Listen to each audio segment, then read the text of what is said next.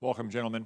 General Kurilla, I want to return to your answer to Senator Fisher about the threat of terrorist attacks originating from Afghanistan. If I heard you right, you said you believe that such attacks could occur in a mere 6 months out of Afghanistan against American citizens or allies or partners in Eurasia. Is that right? Senator, I said abroad, which I would also include Europe in that. Eurasia.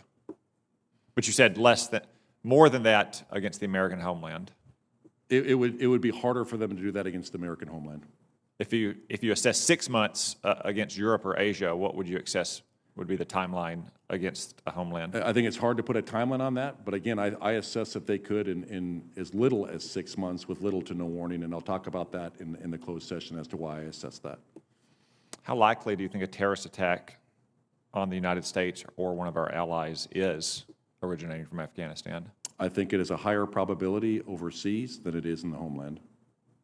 When you add up all the troops you have in your area of responsibility and American citizens who are there for business or tourism or pilgrimages on any given day, what are we talking about? Probably hundreds of thousands, right? At least. So hundreds of thousands within range of a terrorist attack in your assessment in a mere 6 months from Afghanistan.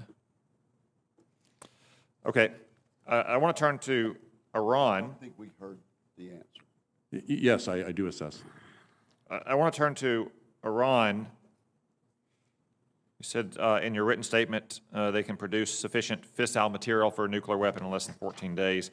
You also say that deterring Iran is arguably more urgent now than any time in CENTCOM's history due to, 1, their cutting-edge missile and UAV capability, and 2, their uranium enrichment program. That's correct? That is correct, Senator. Yet you also say Iran is undeterred from its malign activities. So that's not good, that it's more urgent to deter them than at any time in Central Command's history, but they're undeterred. Why is Iran undeterred right now? Currently, right now, we see their malign activity is increasing. We see them again in the last 90 days. We have some of the highest numbers of our advanced conventional weapons and munitions that we've seen going from Iran to Yemen. We see their attacks on our U.S. forces in Iraq and Syria increasing, and we see the threat streams that I can talk about in a higher classification.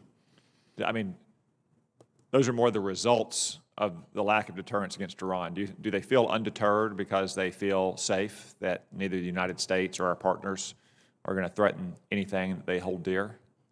I can't say the exact reason why they feel that, but I know right now when I look at them, I believe they are undeterred. I mean, there is a history. You write throughout your statement, there's a history of Iran being deterred by the credible threat of military force or actual military force. That's right, isn't it?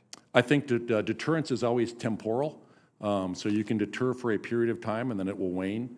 I do believe the Soleimani strike was a deterrence. We go back much further than that. Iran waged war with Iraq for 8 years, and then Ronald Reagan sank half their Navy in the spring of 1988, and surprisingly, that war ended just a few months later. And Iran also stopped its enrichment program in 2003 after the United States had invaded and toppled governments on both its east and its western border. And then, as you say, they took only very tentative steps towards higher enrichment in 2019, and then after we killed Qasem Soleimani, they did nothing at all for most of 2020. Is that right? It was a higher level of deterrence after that. Last week on the Intelligence Committee, we had our annual worldwide threats briefing, and the Director of National Intelligence cited the killing of Mohsen Fakhrizadeh, a notorious Iranian nuclear scientist, in November 2020 as the reason Iran accelerated its enrichment program. Do you agree with that assessment? Senator, I think any talk of the Iran nuclear program would be best in a classified setting. I pointed out there's also something that happened in November of 2020, besides the killing of Mohsen Fakhrizadeh, that might have emboldened Iran, and that was the election of Joe Biden that gave the Iranians confidence that they were no longer going to be held militarily at risk. Speaking of that time frame, in I think it was December of 2020, didn't we face threats to our personnel in Iraq from militias, and the former president tweeted what he called some friendly health advice to the Ayatollahs, that if a single American was harmed in Iraq, he would hold them responsible? I'm not familiar with that specific tweet, Senator. I think that did happen. It's okay, there were a lot of them. You don't have to be familiar with every one of them. But I also don't think those attacks happened. So I think what we can learn here, whether it's from Qasem Soleimani or the tanker wars or anything else, that the only thing that will deter Iran is the credible threat of military force. One final question. I know you've added Israel to your AOR, and you write in your statement that you readily partner today with Arab militaries and the Israel Defense Force alike. In fact, the inclusion of Israel presents many collaborative and constructive security opportunities.